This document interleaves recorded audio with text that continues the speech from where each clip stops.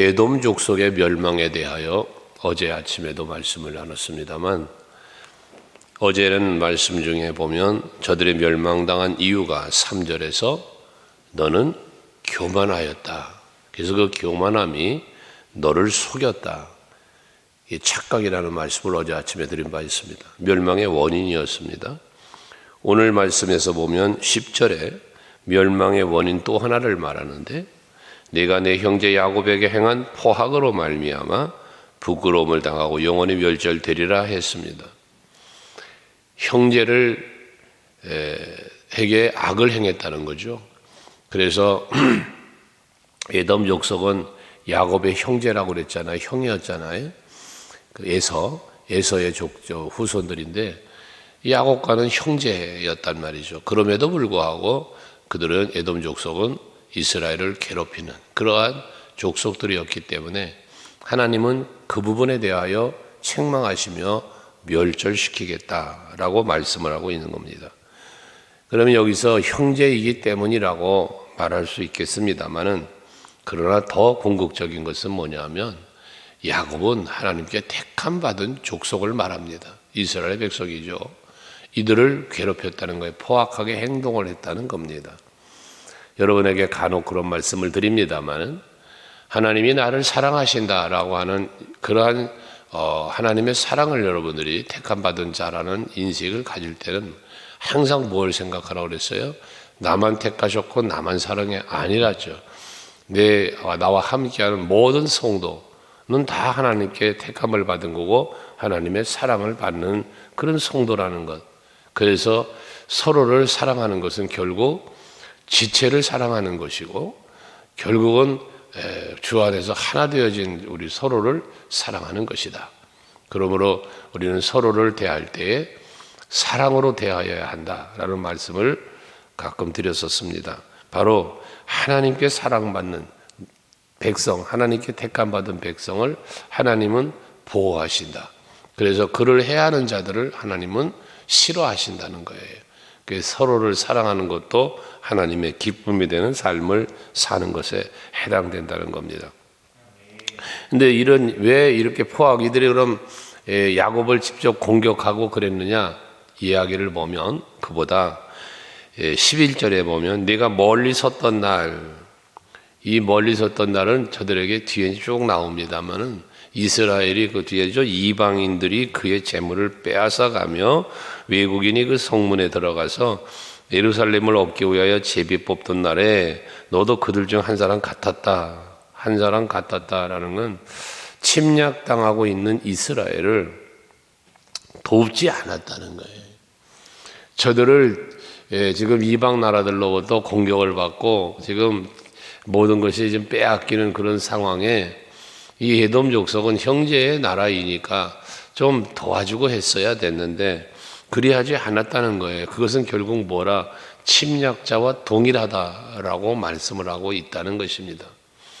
예수께서 말씀하시죠. 작은 소자 하나에게 한 것이고 내게 한 것이다.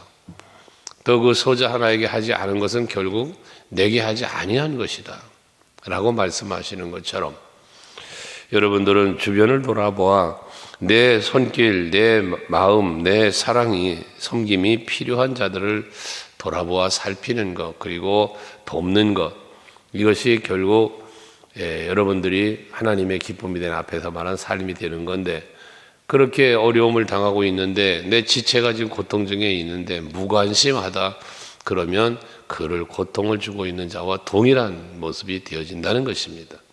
항상 택한 백성들 간에 서로를 살필 수 있는 여러분 될 수 있기를 바랍니다. 12절에도 이하에는 넌 이러면 안 돼 라고 하는 부분을 말씀하는 거예요. 12절 이하로. 그게 뭐냐면 여기 형제의 날, 재앙의 날, 패망하는 날을 이야기하는데, 이 유다 자손들이 지금 멸망을 당하는 거예요. 침략을 당해서 지금 엄청난 어려움을 당하는 거거든요.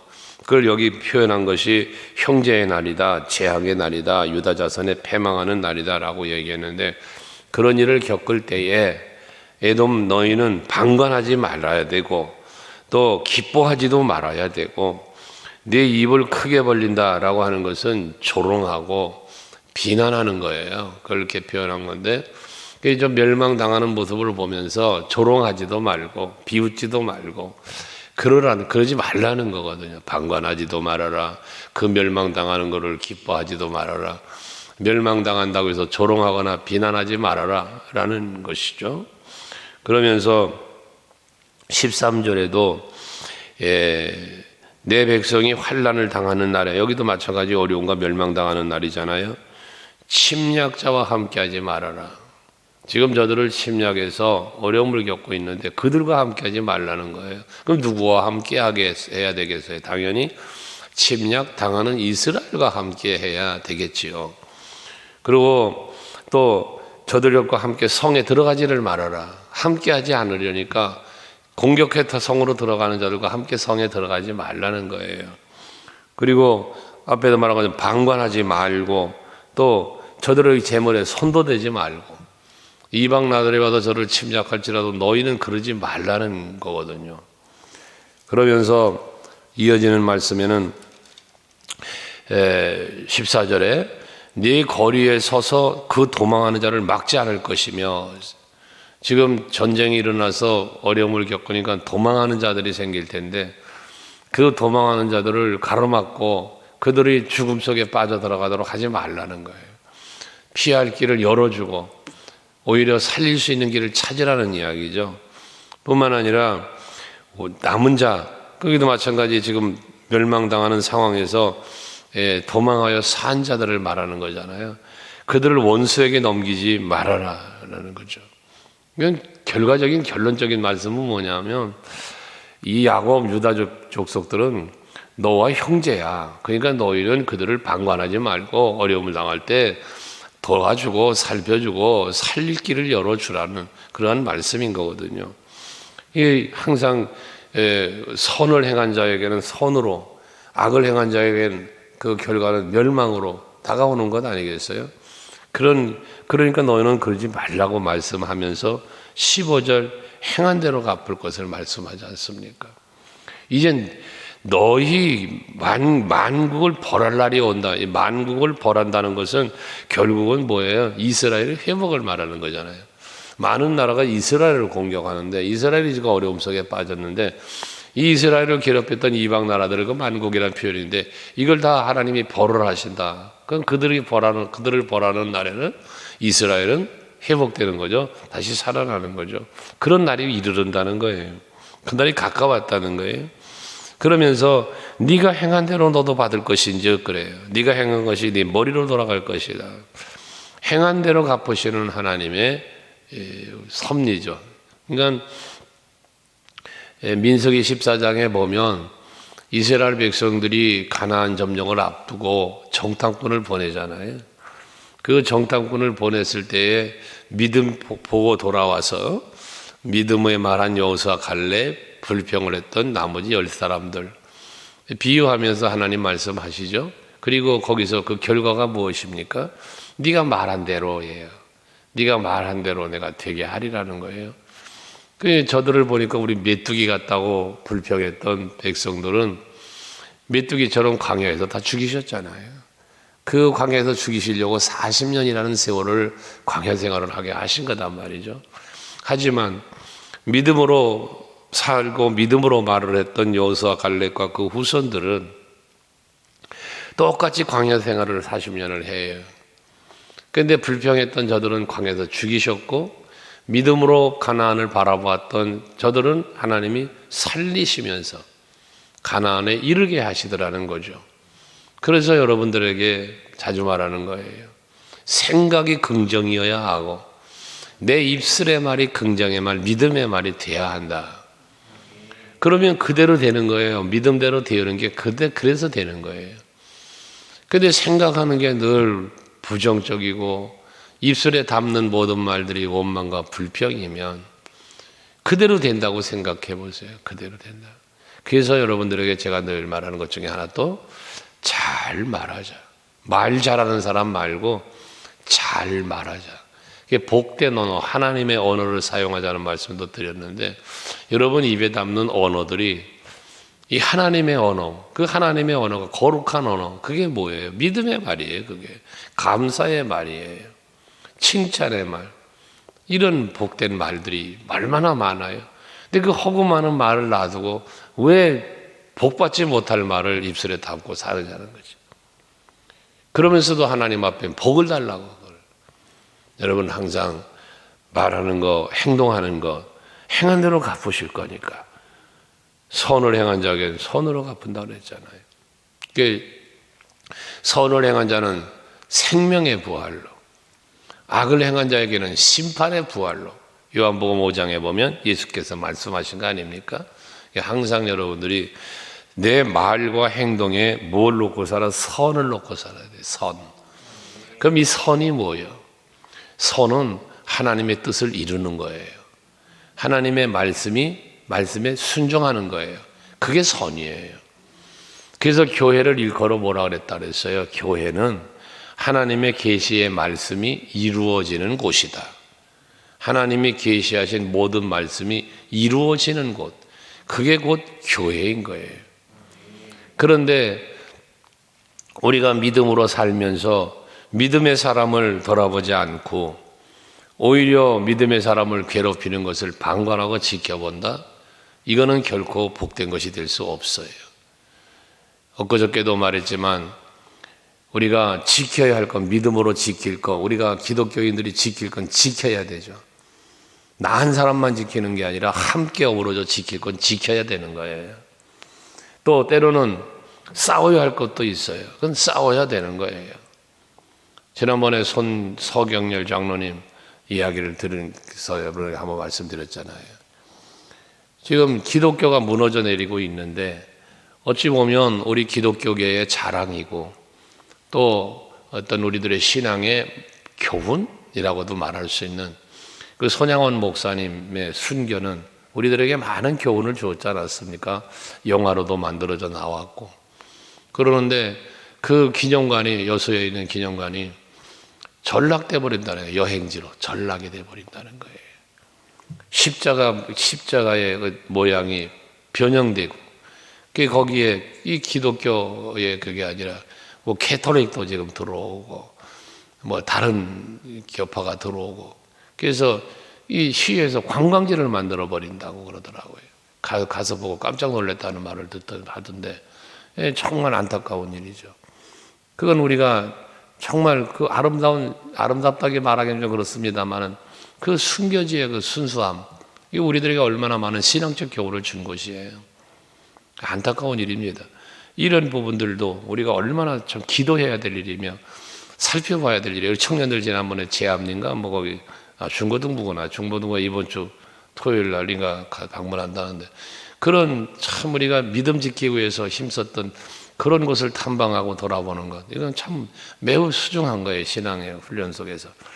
그러면서 그런 것들을 함께 지켜갈 수 있어야 되는데, 지금 이 에돔족손 야곱을 멸망당하는데 그냥 방관하고 내버려두고 그랬다는 거 아닙니까? 결국 그게 뭐예요? 멸망의 원인이 된 거예요. 다음 주간에 이제 여수를 집회 가면 한번 꼭 다시 한번 방문해 보고 싶어서 지금 그러고 있는데, 여러분 기도 많이 하셔야 됩니다. 그러면서 이어진 말씀이 뭐냐면 16절에 보니까 너희가 내 성산에서 마신 것 같이 만국인이 항상 마시리니 곧 마시고 삼켜서 본래 없던 것 같이 되리라. 하나님의 심판으로 인해서 모든 것이 다 없어지는, 사라지는 이런 역사가 일어난다는 거 아닙니까? 그러니까 우리는 항상 생각해야 돼요. 내가 네 앞에 복과 저주를 놓았다. 하나님께서 여러분 앞에 복과 저주를 놓았다는 거예요. 그럼 내가 복된 삶을 살 거냐, 저주받는 삶을 살 것이냐? 이건 여러분들의 말, 생각, 행동 속에 달려 있다는 거예요. 그러니까 내가 어떻게 살 것이냐라는 거죠. 내가 어떻게 살 것이냐? 복된 삶을 살 것이냐, 저주받는 자의 삶을 살 것이냐 말입니다. 여러분들의 선택입니다. 믿음으로 사는 자는 하늘의 위로를 받는다고 그랬어요. 무슨 일을 만나든지 만사 형통한다고 그랬어요. 그러니까 여러분들께서 항상 믿음의 생각, 믿음의 행동 하시면서 살아서 사라지고 없어지고 멸절되는 게 아니라 흥하는 여러분 될 수 있길 바랍니다. 그래서 17절 이하에는 하나님께 택함받은 백성들을 지키시는, 또 저들을 회복시키시는 하나님의 은혜를 말씀하고 있는데, 17절에 보면 오직 시온산에서 피할 자가 있으리니 그랬어요. 이 시온산은 어디예요? 예루살렘 성전이 있는 곳, 겟세마네 동산에서 마주 바라보이는 계곡을 건너 바라편에 바라보이는 그 산이 시온산이에요. 거기에 예루살렘 성전이 있고 성이 있고 그런 건데, 거기에 피할 자가 있다는 거예요. 이거는 결국 무엇을 의미합니까? 그 산은 거룩하다는 거예요. 또 야곱 족속 자기 이업을 누릴 것이라고 그래요. 시온산에 피하는 자는 결국 어디로 피하는 겁니까? 여호와께 피하는 거예요. 예배하는 자예요. 하나님 바라보는 자를 말하는 거예요. 여러분들 코로나19라는 3년의 답답했던 시간, 긴 터널을 지나왔는데, 그 상황 속에서도 여러분들이 예수 바라보고 오직 하나님의 자리에 나와 예배하며 여러분들을 믿음을 지키고 할 때 그 행위가 하나님은 기뻐하는 거죠. 거기에 사는 역사가 있는 거예요. 예배자는 살게 돼 있어요. 하나님의 말씀대로 순종하며 사는 사람 살게 돼 있습니다. 하지만 이런저런 이유와 핑계를 대고 그 예배자의 삶에서 떠나는 사람, 하나님의 말씀을 떠나는 사람 살 수 없어요. 그래서 우리는 말하는 거예요. 예수 없이 주 없이 살 수 없다고, 은혜 아니면 살 수가 없다고 우리는 고백을 하는 겁니다. 그 고백같이 여러분들이 정말 오직 주를 바라보고 여호와께로 피하는, 예수께로 피하는 여러분들이 될 수 있기를 바랍니다. 18절에는 야곱 족속은 불이 되는데 에서 족속은 지푸라기가 된다는 거예요. 여러분, 불과 지푸라기의 관계를 생각해 보면, 불이 되고 불꽃이 되면 지푸라기는 어떻게 돼요? 그 앞에 불살라지죠. 지푸라기는요, 순식간에 불살라 버려집니다. 이것은 뭘 말하는 거예요? 택한 백성은 살리시고 대적자들은 멸망당하게 될 것을 말씀하는 겁니다. 여호와를 의지하고 여호와를 피하는 자, 하나님 살리셔요. 내가 산을 향하여 눈을 돌리라. 나의 도움이 어디서 올까? 천지를 지으신 여호와께서로다. 시편 121편 말하잖아요.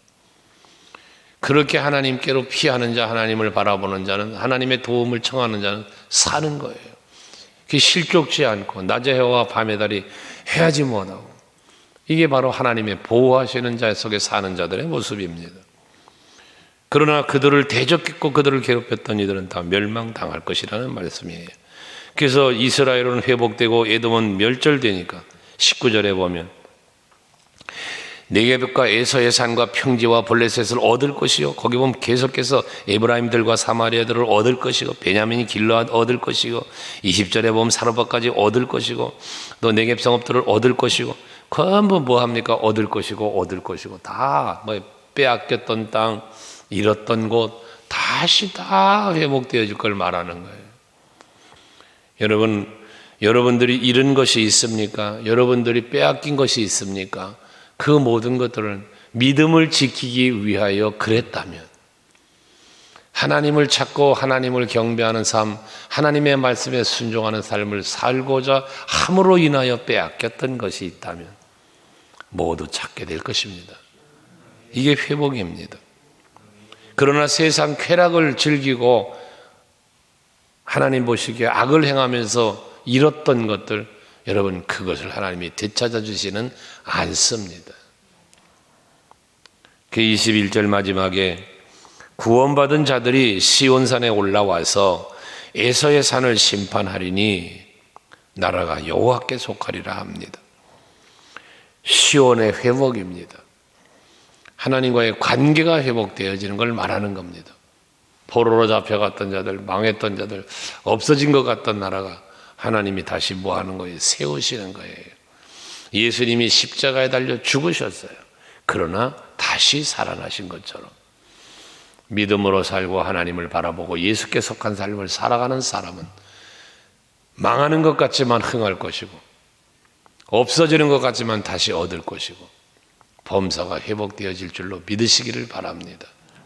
오늘도 여러분들이 주님 앞에 나와서 예배하신 것은 하나님께 피한 거요, 하나님을 찾는 거며, 하나님을 의지하는 것이니 그 믿음과 중심을 보시는 하나님께서 이 아침에도 여러분들의 기도를 응답해 주실 것이고 이 한 날도 어디를 가든지 무엇을 하든지 항상 동행하며 보살펴 주실 줄로 믿습니다. 그런 은혜가 있는 복된 날 되시기를 주의 이름으로 축원합니다.